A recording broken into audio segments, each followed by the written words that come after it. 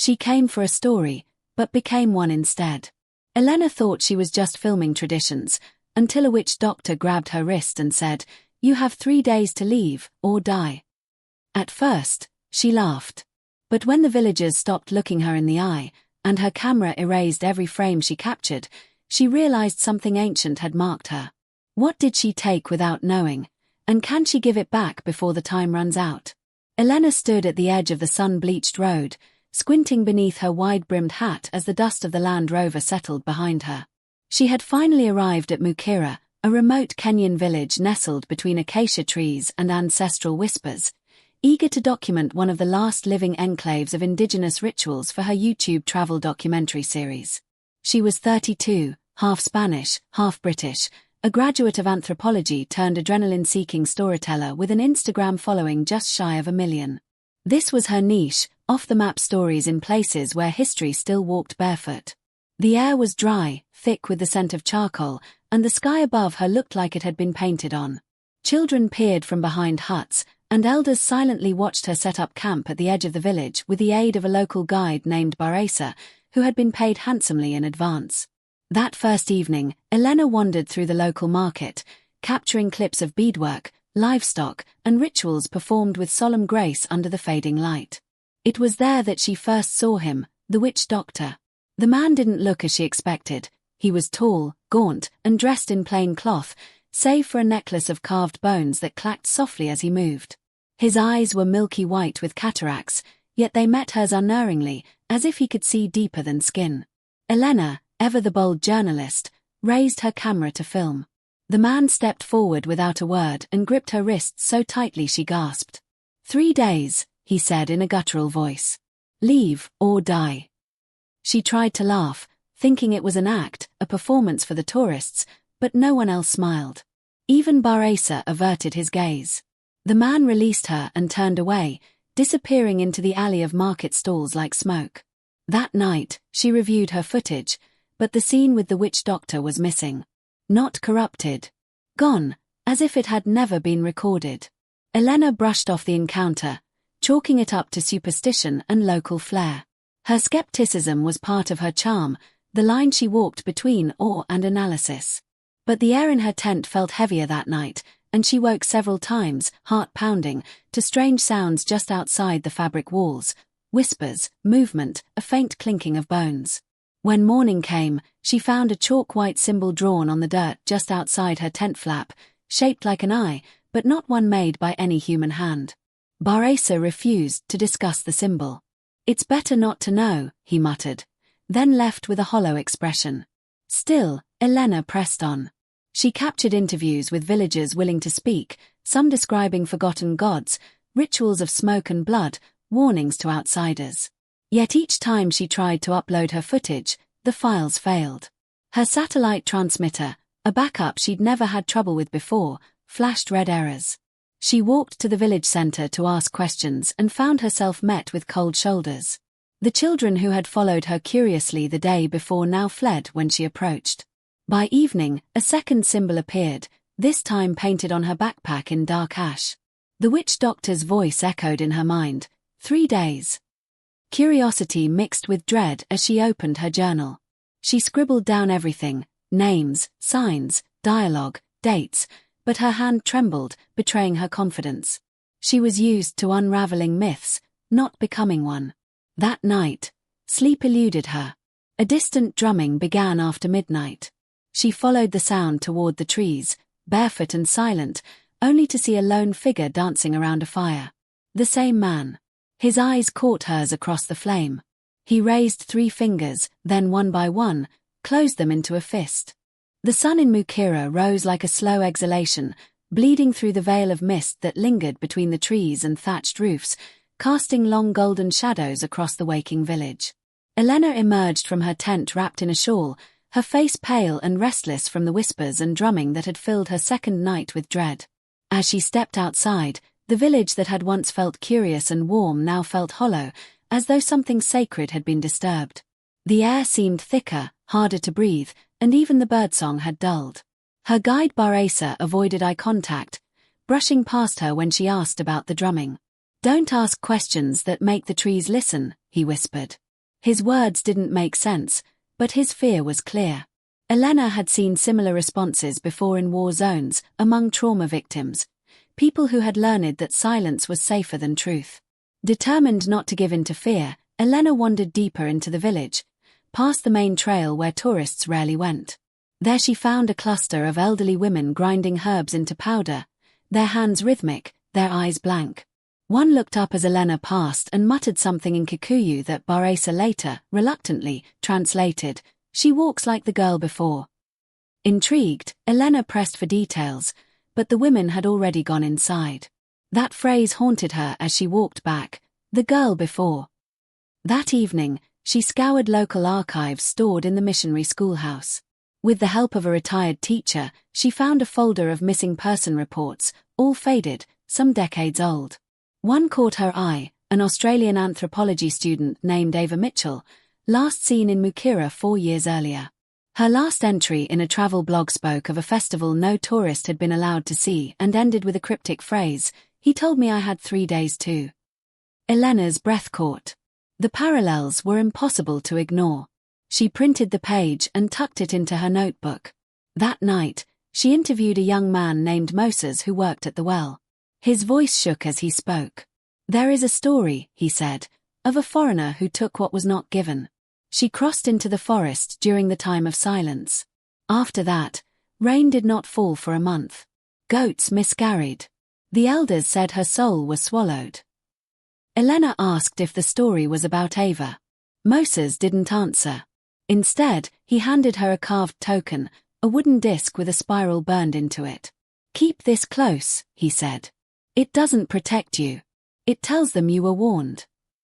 The spiral matched a symbol she had seen chalked onto the wall of her tent that morning, smudged but unmistakable. Elena didn't sleep that night.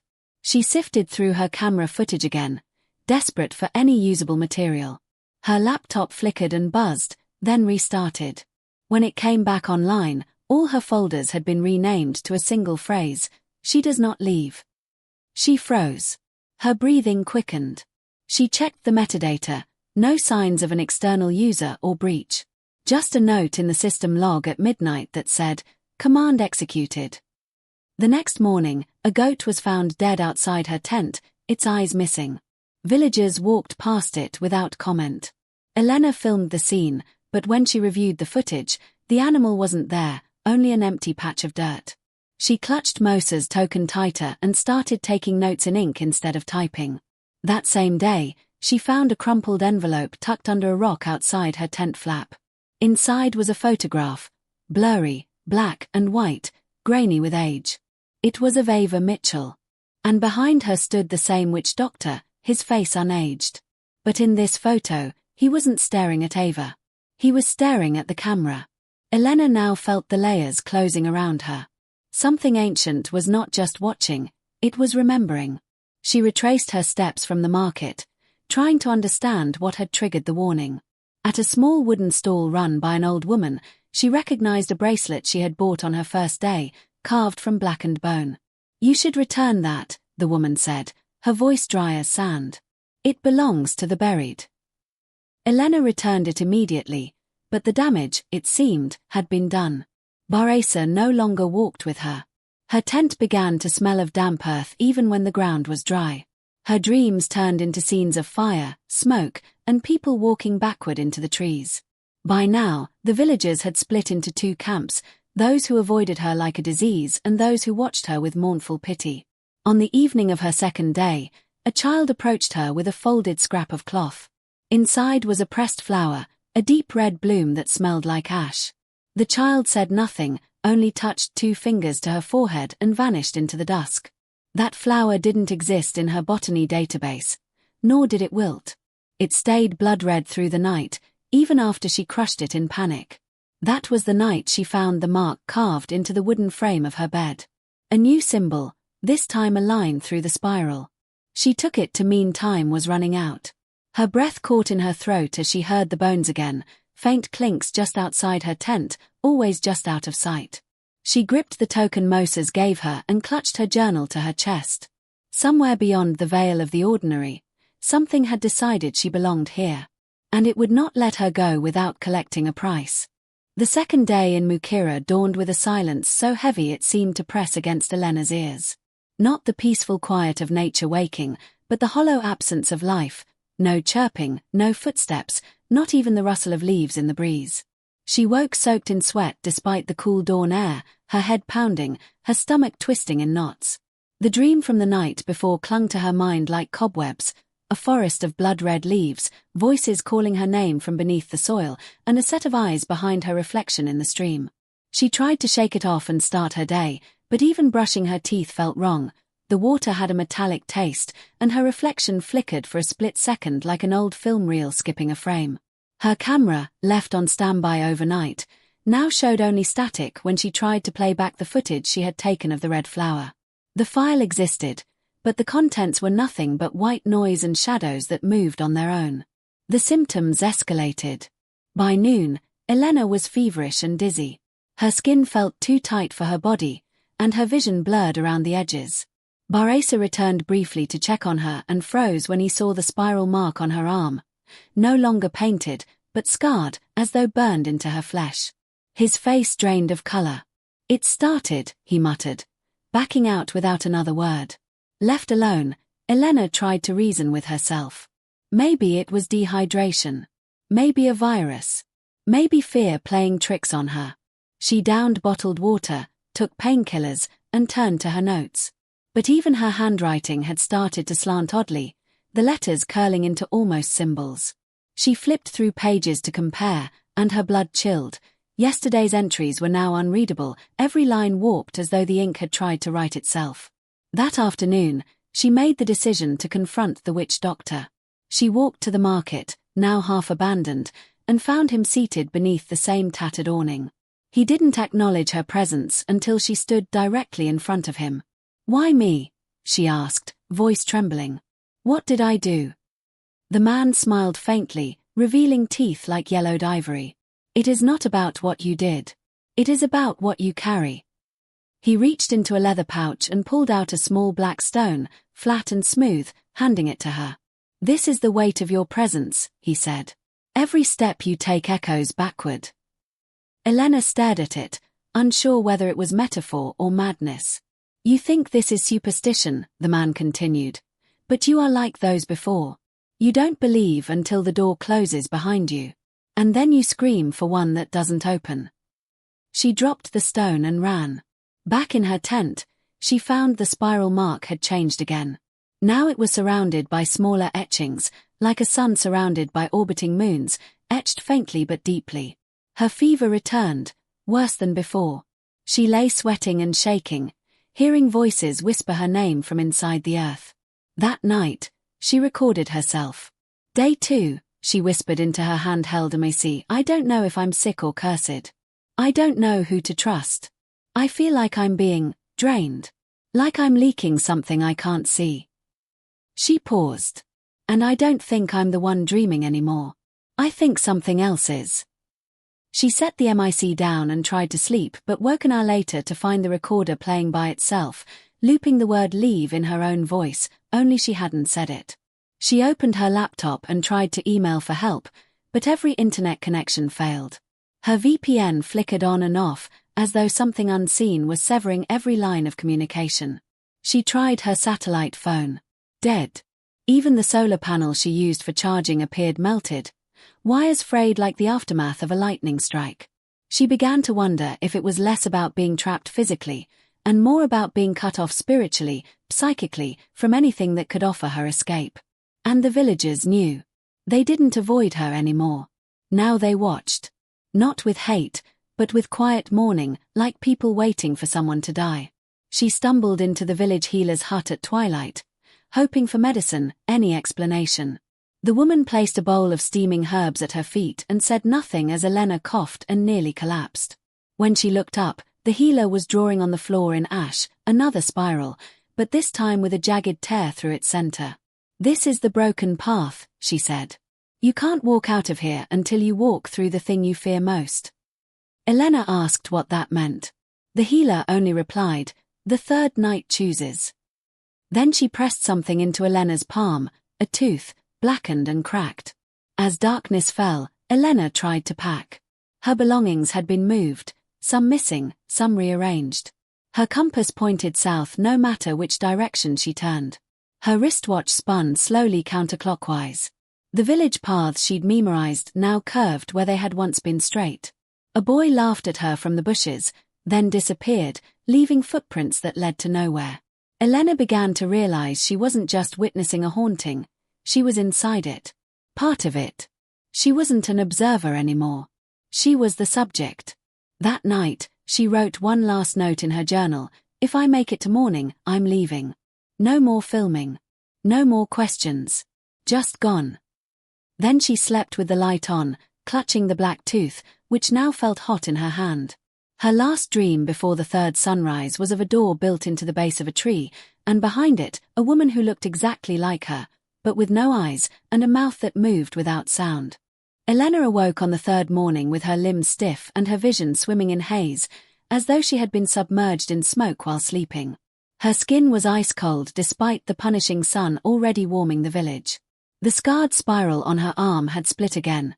2 fresh lines now extended from its edges, forming what resembled a jagged eye. She stared at it, trembling. Her heartbeat thudded like distant drums. Time was no longer an abstract threat. It was inside her now. With 2 nights behind her and 1 final day left, she knew instinctively that this was the window. She had to understand what was happening. She had to find the center of it, wherever, or whatever, it was. Not for the documentary. Not for fame. But to survive. She abandoned her gear, taking only a flashlight, her notebook, the blackened tooth, and the bone token from Moses. Guided by half-remembered phrases from the healer and a crude map she'd pieced together from village whispers, Elena moved toward the forest edge, into territory repeatedly described as off-limits during ceremonies. Villagers watched her silently as she passed, their expressions tight with either pity or resentment. The tree line welcomed her like jaws parting for a final bite. Every branch she brushed seemed to whisper her name in the rustling leaves. The deeper she went, the more the natural world grew strange. Trees leaned unnaturally, vines formed woven shapes that resembled the spirals and symbols she had found near her tent, and the birds no longer sang. Everything was waiting. Hours passed as she hiked deeper into the dense thicket. Finally, she found what she hadn't even known she was looking for, a clearing surrounded by 8 tall stones, each carved with a face missing its eyes. The soil was blackened, scorched as though fire had licked it clean. At the center was a circle of red powder, inside of which stood a wooden post with dozens of tokens tied to it. Elena approached and found each token bore a name. Most she didn't recognize, but one stopped her breath. Ava Mitchell. The name was burned into a small strip of bark. Below it was another strip, this one newer, smoother, and unmistakably real. Elena Marquez. The date carved beneath it was from 6 days ago, before she'd even arrived in Mukira. Something shattered inside her. She fell back into the dirt, heartbeat jackhammering in her chest. This wasn't prophecy. This was planning. This wasn't superstition. This was memory. Elena realized that what was happening to her had already happened. She wasn't the first, but worse, she wouldn't be the last. She had been chosen long before she booked her ticket. Chosen, or lured.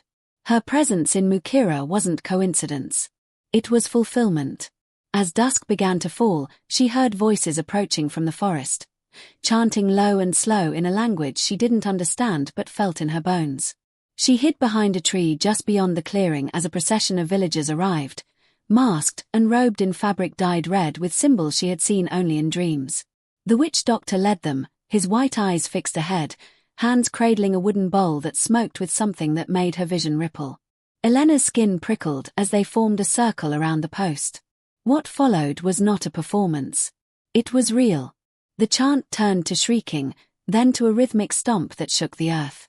One woman stepped into the circle, her face exposed. Elena gasped. She looked exactly like her. Or rather, like a version of her, same height, same frame, but with a carved mouth stitched shut by thorns. The woman lay prostrate before the post, and the witch doctor raised the bowl. The villagers chanted a phrase over and over. The flames from the bowl turned green, casting grotesque shadows. The masked followers collapsed to the ground as if in seizure. The lookalike's body began to convulse, and from her mouth, thorns and all, emerged a long, shrill cry that sounded like 1,000 voices crying at once. The air thickened. Elena felt herself falling to her knees, unseen but completely overwhelmed by a wave of nausea and terror. Then the witch doctor's head snapped up, and his milky eyes looked directly into the trees, into her. He raised a hand and pointed. "She sees," he said aloud. "The third has begun." Elena fled, scrambling blindly through the woods, twigs slashing her face, panic lashing her mind. She didn't stop until she reached a ridge that overlooked the village. Below, the lights in Mukira flickered, and the sky above had turned a sickly shade of violet. Elena clutched her notebook and gasped for breath. Inside, pages had begun to turn on their own in the wind, until one settled, a sketch she didn't remember drawing. It was the same clearing, the same ritual. But in the drawing, she stood at the center, surrounded by fire. Desperate, she turned on her flashlight and descended into a ravine nearby, hoping to find a path that would lead her out. Instead, she found something worse. At the base of the ravine was a collapsed hut, long overgrown with moss. Inside, the remains of a broken camera and skeletal fingers clutching a journal. The pages were water-damaged but readable. It was Ava's. The entries were fevered, paranoid, one line repeated again and again in smeared black ink. "They remember the blood. They remember the face. They remember the lie." On the last page, a crude mirror shard was attached with dried sap. Scratched into its surface were the words, "This is not your reflection. It's who they made you into." Elena reeled back, the world spinning. Her legs gave out and she lay there, eyes wide, as the forest breathed around her.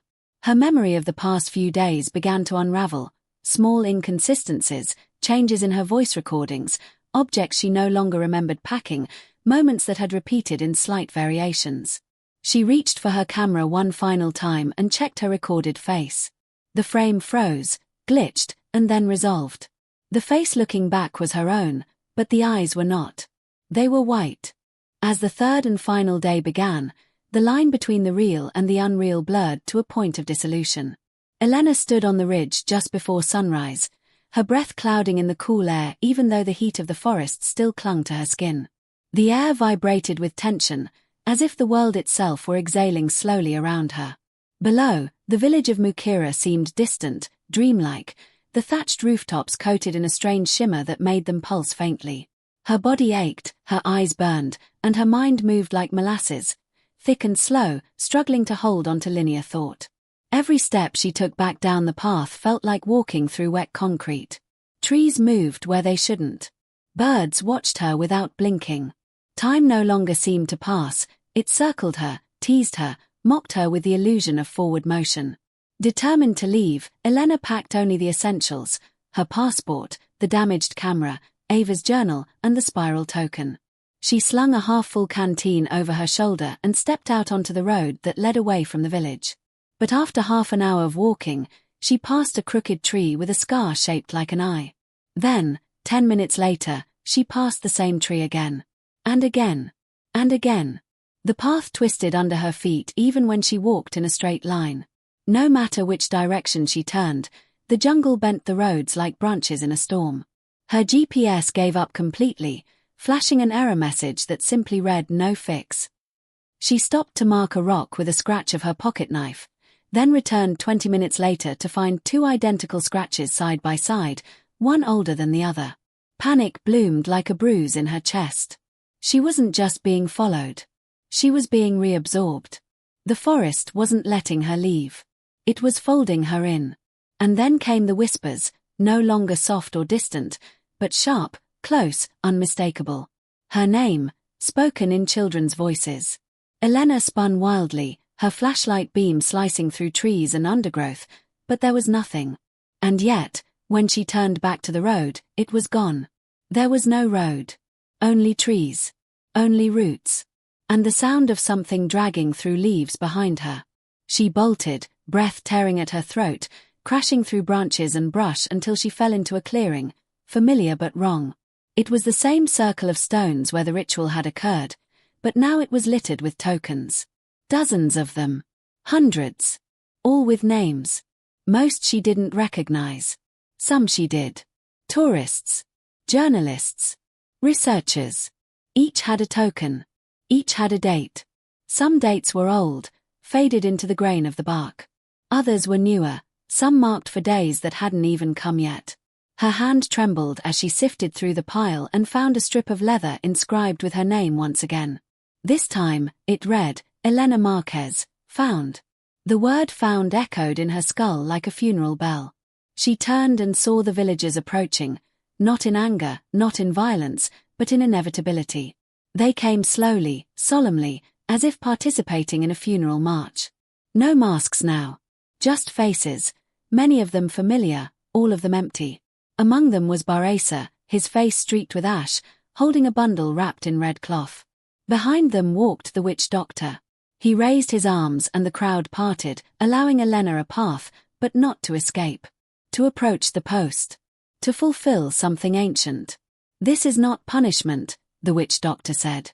This is remembering. The land remembers. The people remember. And now, so do you. Elena stumbled backward, refusing to move closer, but her feet betrayed her, guiding her toward the center. The air thickened. Gravity shifted. The post was no longer wood. It was bone. And wrapped around its base was a crown of thorns identical to the one worn by her double the night before. She reached for her camera instinctively, raised it, and snapped a shot. The flash went off. The villagers didn't react. She looked down at the preview screen and saw something impossible. In the photo, she wasn't alone. Dozens of figures stood behind her, all with white eyes, all staring into the lens. Her hands shook so hard she dropped the camera. Suddenly, a sound like wind rushing through a tunnel roared through the clearing. The fire pit at the center erupted in flame, green and blue, casting horrific shadows. The villagers chanted, not words, but something older than language. Elena screamed. The world tilted. The faces blurred.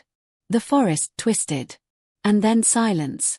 She awoke in her tent, gasping, soaked in sweat, clutching Ava's journal. The sun was rising outside. Birds chirped. Laughter rang from the nearby well. The village looked normal. Baresa smiled at her as he passed, greeting her like nothing had happened. The spiral on her arm was gone. Her camera was intact. Her GPS worked. The road was clear.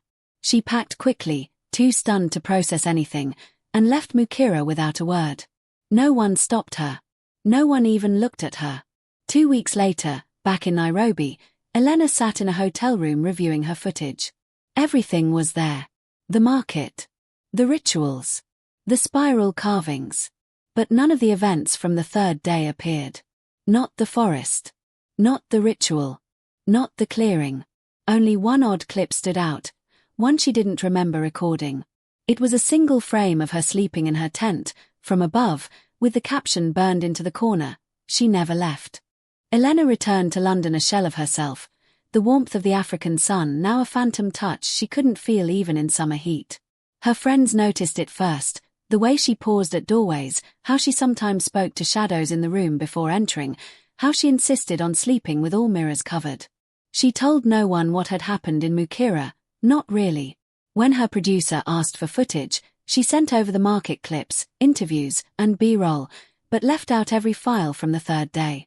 Every attempt to open those files on her laptop triggered a system crash anyway. The corrupted folder remained there, labeled Elena_final_day, but whenever she clicked on it, the only thing that played was a 1-second burst of static followed by a still frame of the clearing with the caption, "Found." Her hard drive word, glitched, and rebooted. Again and again. The documentary was released without her narration. It was dubbed Whispers of Mukira, and critics praised it for its haunting aesthetic. The silence in certain shots, the way villagers avoided the lens, the off-putting framing, they said it felt deliberate, like an artistic decision. But Elena hadn't intended any of it. When viewers asked about the deeper meaning, she only smiled and said, "Some places make their own rules." But behind that smile lived an ache, a sense that the story wasn't finished. That maybe she wasn't the one telling it anymore. That maybe the story was telling her. Her dreams never returned to normal. Sometimes she saw Ava in them, face cracked like pottery, whispering through thorn-wrapped lips. Other times she saw the ritual in reverse, the fire sucking itself back into the earth, the masked villagers walking backward into shadow. She stopped filming new content. She stopped answering emails. And then, one morning, she found a token under her pillow. Spiral. Her name. A date marked for 2 days ahead. It hadn't been there the night before. The apartment had been locked. The windows sealed. But the token sat waiting. As if time had not stopped counting after she left Mukira, just paused. Just waited. She tried burning it. The flames wouldn't touch it. She buried it in a nearby park. It reappeared on her kitchen counter. She mailed it across the country to a friend in Cornwall who never received it. The envelope came back unopened, resting on her nightstand the next morning. The spiral etched deeper into her psyche. It wasn't just a symbol now. It was a mark. A brand. A tether. She began seeing it carved into tree bark at Hyde Park, scratched into tube station glass, inked faintly on the hand of a stranger sitting beside her on the train. Once, she passed a cafe window and caught her reflection, not doing what she was doing. It blinked when she didn't. And then, the emails began. Anonymous tips. Subject lines like "she wasn't the first" and "there's more than one Mukira." The body text always blank. Always sent at 3:33 a.m.